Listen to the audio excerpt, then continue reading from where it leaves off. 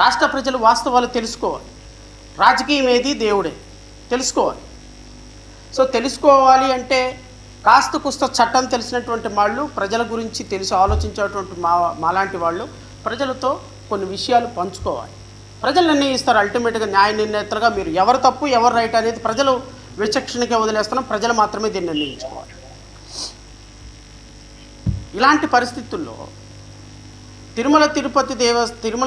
తిరుమలేశుడి యొక్క ప్రసాదం కూడా ఎంతో పవిత్రంగా తీసుకునేటువంటి కోటాను భక్తుల్లో నేను కూడా ఒకటి. మీరు నమ్మినంతగా నమ్మలేకపోవచ్చు కానీ బట్ అమితమైనటువంటి విశ్వాసం ఉన్నటువంటి వ్యక్తిగా తిరుమల వెంకటేశ్వర స్వామిని దర్శించుకున్న వ్యక్తుల్లో నేను కూడా ఒకటిని, ప్రసాదం తిన్న వ్యక్తులు నేను కూడా ఒకటి. కాబట్టి నా మనోభావాల్ని మాత్రం విశ్లేషిస్తున్నా ఈరోజు మీ ముందు. మరి దీన్ని మీరు అన్వయించుకుంటారో లేదో ఈ రాష్ట్ర ప్రజలకు సంబంధించినటువంటి అంశం. 2024 జూన్ 11వ తారీఖున అధికారంలోకి రావటంతోనే గౌరవ ముఖ్యమంత్రి ఒక సంచలనమైనటువంటి ప్రకటన చేశాడు. సరే, చాలా విషయాల్లో ఆయన కళ్ళార్పకుండా అబద్ధాలు ఆడాడు. ఆ అబద్ధాలన్నింటినీ కూడా నేను ప్రజల ముందు పెట్టడం నా ఉద్దేశం కాదు. ఎందుకంటే ప్రజలు నిర్ణయం చేసుకుంటారు. అల్టిమేట్గా వరదలు వచ్చినప్పుడు ప్రకాశం బ్యారేజీని కూలకొట్టాలి అనేటువంటి ఒక ఉగ్రవాద చర్య చేశాడు ఎంపీ నందిగాం సురేష్, మాజీ ఎంపీ నందిగాం సురేష్. ఆయన బోట్లు ప్రకాశం బ్యారేజీని పడగొట్టి రాష్ట్ర ప్రతిష్టకు భంగం కలిగించాలనేది ఒక ముఖ్యమంత్రి, హోమ్ మినిస్టర్ ఒక సంచలనాత్మకమైనటువంటి ఆరోపణ చేశారు. ఆరోపణలో బేస్ ఎంత ఉంది? ఆరోపణల తర్వాత ఎందుకు అరెస్ట్ చేయలేదు? ఆరోపణలు ఛార్జ్షీట్లోకి ఎందుకు రాలేదు? ఆరోపణల తర్వాత లైమ్ రిజిస్టర్ చేసి వాళ్ళని ఎందుకు అరెస్ట్ చేయలేదు? ఏం జరిగింది ఏంటి అనేది అదంతా పక్కన పెట్టి అదంతా ప్రజలకి మళ్ళీ ఇంకో సందర్భంలో విశదీకరిస్తాం. ఇలాంటి సందర్భాల్లో ఇలాంటి ఆరోపణలు చేయటం సహజమైనటువంటి రాజకీయ ప్రయోజనాలతోటి జరిగేది. కానీ గౌరవ ముఖ్యమంత్రి చేసినటువంటి ఒక సంచలనమైనటువంటి ఆరోపణ తగుదనమ్మా అని ఈ ఆరోపణల్ని భుజానికి ఎత్తుకొని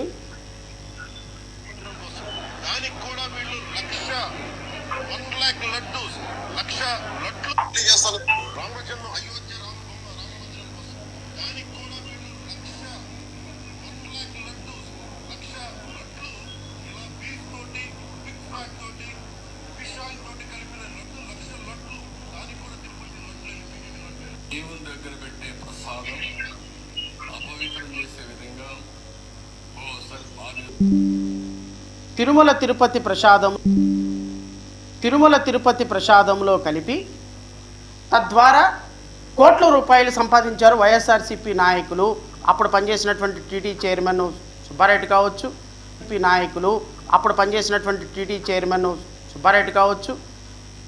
మాజీ చైర్మన్ బొమ్మాన కరుణాకర్ రెడ్డి కావచ్చు, లేకపోతే ముఖ్యమంత్రి జగన్మోహన్ రెడ్డి గారు కావచ్చు. వీళ్ళ ముగ్గురు కూడా వైఎస్ఆర్సీపీలో ఉన్నటువంటి గత ప్రభుత్వంలో ఉన్నటువంటి చాలా ప్రముఖమైనటువంటి నాయకులు నెయ్యి కల్తీ వేరు, దాంట్లో అడల్ట్రేషన్ వేరు.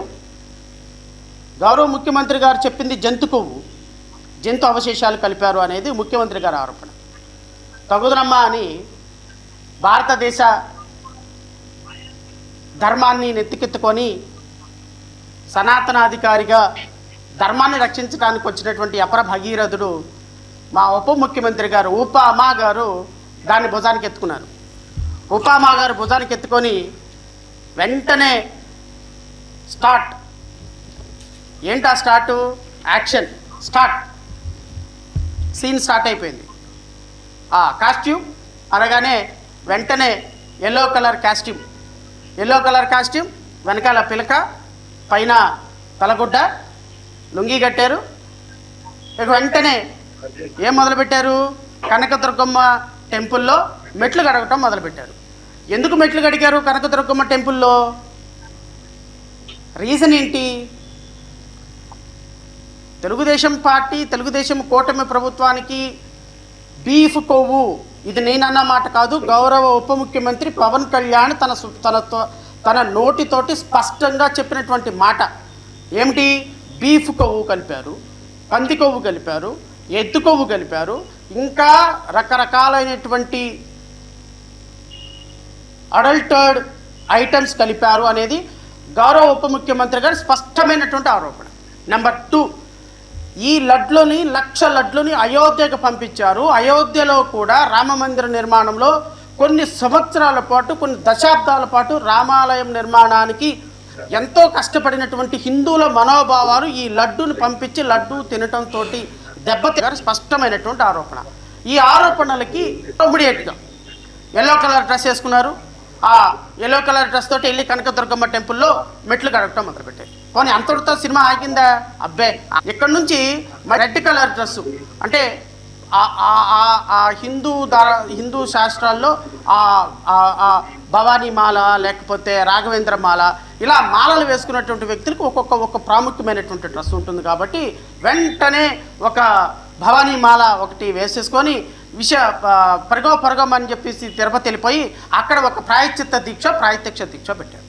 అక్కడ పెట్టేసేసి ఆమెను హిందూ అన్అపాలజెటిక్ అని ఇంగ్లీష్లో కాసేపు, తమిళంలో కాసేపు, హిందీలో కాసేపు మాట్లాడటం మొదలుపెట్టారు. ఏమన్నా మొదలుపెట్టారు? అక్కడ తిరుమల తిరుపతి దేవస్థానంలో తయారయ్యే లడ్డూకి ఒక పంది కొవ్వు, ఎద్దు కొవ్వు, బీఫ్ కలిపారు. దీనికి స్పష్టమైనటువంటి ఆధారాలు ఉన్నాయి. ఇది ఒక ధర్మశాస్త్రం మీద జరిగితే ఎవరైనా ఊరుకుంటారా, చేస్తారా, చెందుతారా అని ఇష్టం వచ్చినట్టు మాట్లాడారు. నేను ముఖ్యమంత్రి గారిని, ఉప ముఖ్యమంత్రి గారిని నేను కోరుతున్నా, సార్ మీరు మాట్లాడినటువంటి మాటలకి కారణం ఏంటంటే అయోధ్య రామ మందిరం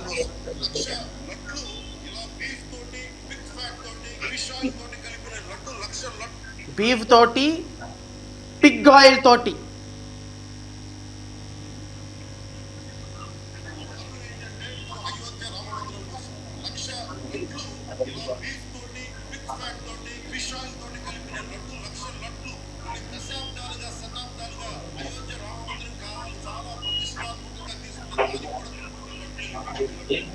దేశమంతా దీన్ని కదిలిపోయింది. రోజు అలాంటి అభివృద్ధి జరిగింది. దీని గురించి ప్రస్తావిస్తే రిపోర్ట్లు బయటకు వస్తాయి. వైసీపీ నాయకత్వం కానీ ఇది రాజకీయ లబ్ధి కోసం చేస్తున్నారని ఒక మాట మాట్లాడుతూ ఉన్నారు. వైసీపీ నాయకులకు కానీ వారి మద్దతుదారులు కానీ నేను మనస్ఫూర్తిగా మీకు తెలియజేస్తున్నాను. కారణం ఏంటంటే అయోధ్య రామ మందిరం నేను అడుగుతున్న గౌరవ ఉప ముఖ్యమంత్రి పెట్టడానికి మీరు చేసినటువంటి స్టేట్మెంట్ మీద ఎందుకు కేసు రిజిస్టర్ పెట్టడానికి మీరు చేసినటువంటి స్టేట్మెంట్ మీద ఎందుకు కేసు రిజిస్టర్ చేయకూడదని అడుగుతున్నా. రాష్ట్ర డీజీపీ ఎందుకు మీరు కేసు రిజిస్టర్ చేయరని అడుగుతున్నా. అన్యాయంగా ఒక భక్తుని యొక్క భావాలు, మనోభావాలు దెబ్బతినే విధంగా ఎప్పుడో 2022లో 23లో 24లో జరిగిపోయినటువంటి ఒక 22లో 23లో 24లో జరిగిపోయినటువంటి ఒక అంశాన్ని అభూత కల్పన చేసి ఒక ఇమాజినరీ వరల్డ్లోకి తీసుకెళ్ళి ఒక జంతు ప్రసాదాల్లో ప్రసాదంలో జంతు కొవ్వులు కలిసినాయి అనేటువంటి ఒక దుర్మార్గమైనటువంటి ఒక రాజకీయ ప్రయోజనాలతో ఒక క్రీడను ఆడి తద్వారా ప్రతిపక్షాలను టార్గెట్ చేయాలని అల్టిమేట్గా ఏమైంది సార్? అల్టిమేట్గా ఏమైంది?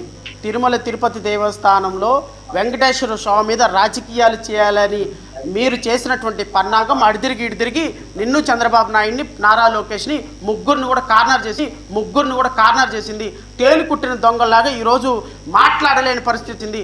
తేలు కుట్టిన దొంగల్లాగా ఈరోజు మాట్లాడలేని పరిస్థితుల్లో, అరవలేని పరిస్థితుల్లో నిమ్మకుండిపోయినారు.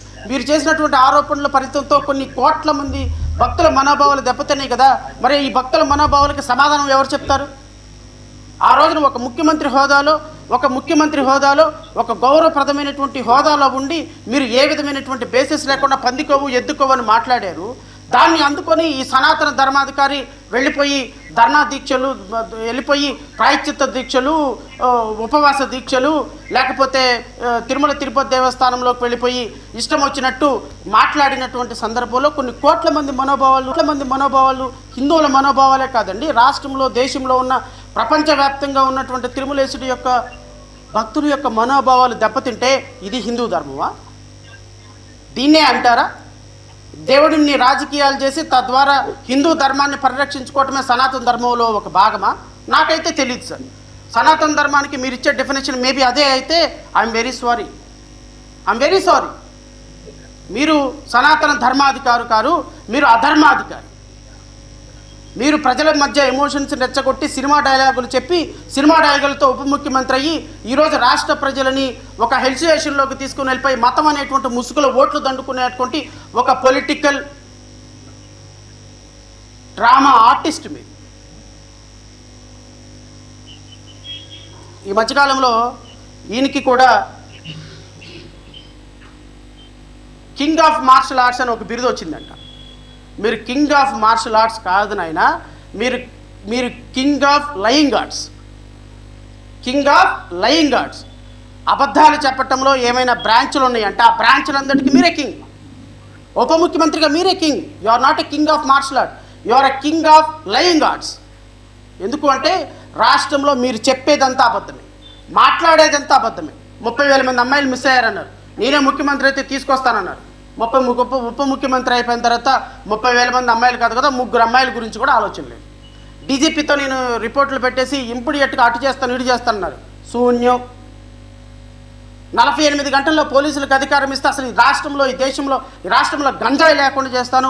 మీరు పోలీసులకి ఫ్రీ హ్యాండ్ ఇవ్వటం లేదు. అదే నేను నా చేతిలో కనుక ముఖ్యమంత్రి అయితే గంజాయి లేని రాష్ట్రంగా చేస్తున్నాడు. 20 నెలలు అయింది. రాష్ట్రంలో గంజాయి లేకపోవటం కాదు కదా, ఇంకా గంజాయి విచ్చలవిడిగా ఇంతకుముందు కాలేజీలో దొరికేది, ఇప్పుడు స్కూళ్ళలో కూడా దొరుకుతుంది గంజాయి.